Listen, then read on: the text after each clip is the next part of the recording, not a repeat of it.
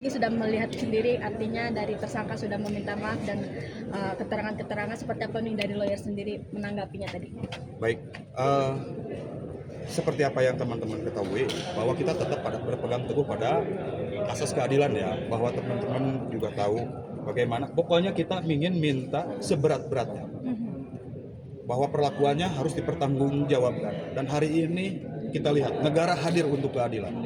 Mungkin gitu ya, teman-teman. Kita juga sudah mengawal proses di tahap penyidikan, sampaikan nanti bahwa kita juga akan sampai ke pemberkasan, sampai ke pengadilan dan berkekuatan hukum. Yang jelas kita akan berusaha untuk seberat-beratnya untuk pelaku untuk mempertanggungjawabkan apa yang telah dilakukan terhadap korban. Untuk saksi-saksi sendiri yang sudah diberikan keterangan mungkin dari pihak korban sendiri seperti siapa aja? Dari pihak keluarga juga nanti mungkin itu masuk pada tahap penyidikan ya. Nanti teman-teman dari penyidik yang akan menyampaikan. Jadi gitu ya, Bang. Ya. Jadi gini teman-teman sekalian, kami berkolaborasi dengan teman-teman Pak Januar, ya. Kami dari tim hukum Jabar Istimewa, ya, berkolaborasi bersama Pelaku ya, Pancasuara dengan LBH Pancasuara ya. ya. Kita bersama-sama untuk mengawal kasus ini. Kami sudah berkoordinasi ya dengan Kementerian PPA, kami sudah berkoordinasi dengan Pak Kapolda tadi, kami sudah berkoordinasi dengan Dir PPA, kemudian LPSK, bahwa tentunya kita ingin yang terbaik dan keadilan itu harus bisa ditegakkan. Seperti Pak Kapolda sampaikan bahwa ini akan akumulatif ya. Tentu kita akan cari pasal yang paling berat. Keharapan masyarakat itu nanti bisa hukuman seumur hidup atau yang berat ya. Tetapi saat ini seperti yang Pak Kapolda sampaikan ya, akumulatif itu dari pasal penganiayaan dari 466 ya, 468, 469, 451 ya. Kalau diakumulasi aja itu udah maksimal bisa 20 tahun kan, udah pasti lebih dari 20 tahun. Dan KUHP kita kan maksimal hanya boleh 20 tahun ya. Tentu kita akan cari lagi yang lebih berat gitu kan, memungkinkan nggak, misalnya pelanggaran tentang undang-undang TPKS ya. Kalau itu bisa kita dapat, kita akan cari pintu masuk pelanggarannya yang terberat, karena udah di dalam TPKS kan ada yang ancaman maksimalnya bisa sampai seumur hidup ya.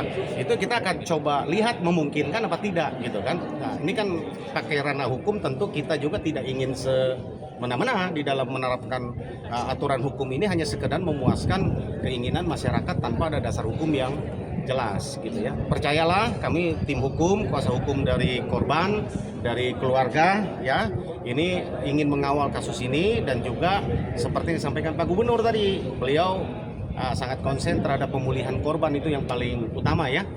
Sampai selesai tadi kita sudah koordinasi dengan Ibu Kadis Kesehatan ya, kemudian Kadis PPA, Budoksis ya, bahwa provinsi akan menanggung itu semua biaya dan juga sampai pemulihan. Dan adapun sumbangan-sumbangan yang masuk itu nanti akan dipakai untuk masa depan dari korban ya, karena dia cacat permanen ya, kasihan. Demikian. Oke, Bang, mungkin kan terkait update katanya LPSK sendiri akan menempatkan korban sendiri ke rumah aman mungkin pasca nanti pengobatannya kelar. Ini seperti apa sih Bang kabarnya? Ya, begini, kemarin itu saya sudah koordinasi ya dengan LPSK, termasuk dengan Ibu Sri, Wakil Ketua LPSK. Terkait dengan hal-hal ini, saya juga nanti tidak bisa secara gamblang ya menyampaikan ke kawan-kawan. Ini ranahnya LPSK ya. Atas dasar kajian dan seperti apa, bagaimana, terus kemudian hasil klinik meetingnya juga seperti apa, kondisi dari korban tersendiri. Tetapi yang jelas, kalau saya selaku kuasa hukum dari pelapor, kami akan memastikan ini tahapan penyidikan itu sampai tuntas. Terus kemudian juga kami juga tidak akan, harapan kami fokus juga ya terhadap pemulihan korban, karena korban juga adalah sebagai saksi kunci yang memang harus mungkin gitu. Jadi silakan nanti koordinasi kalau terkait dengan LPSK. Kami juga sebetulnya udah koordinasi, tapi yang lebih substansinya biarkan LPSK yang menyampaikan. Nah, dari keluarga sendiri sudah ada yang diberikan keterangan, mungkin berapa orang Bang yang sudah dimintai keterangan sendiri? Keterangan itu hampir semua udah keluar. Total mungkin total pihak dari pihak keluarga sudah keluarga ini kan seluruhnya empat bersaudara ya, 2 dari termasuk orang tua, termasuk adiknya serta kakaknya sebagai pelapor. Bu Januar, tadi kan ada potensi pelaku-pelaku lain yang sempat karena dari Indokos kan ada bilang pelaku datang bersama dengan temannya. Ini potensi terkait dengan keselamatan dari keluarga. Apakah bagaimana dari kuasa hukum mendorong kepolisian untuk bisa mencari orang-orang yang bisa membantu tersangka pada saat tersangka? Ya jelas, saya selaku kuasa hukum pelapor itu juga sangat mendorong kepada penyidik ya, agar untuk kami juga memberikan kebebasan. Itu kan ranahnya penyidik ya. Mudah-mudahan fakta-faktanya terbuka lebar dan serta bisa menerapkan pasal-pasal yang relevan.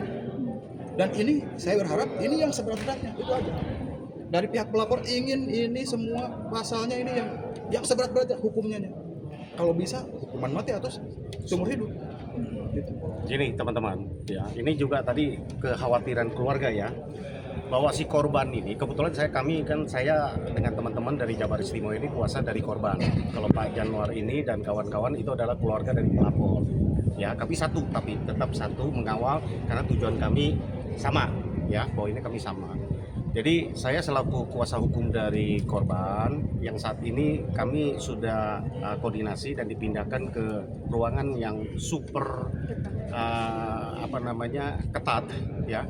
Ya, hanya orang tertentu, hanya orang tuanya saja yang bisa membesuk ya. Tapi kuasa hukum pun sangat terbatas karena karena infeksinya yang kita khawatirkan gitu kan. Nah, ini sudah dipindahkan mulai dari tadi malam ya.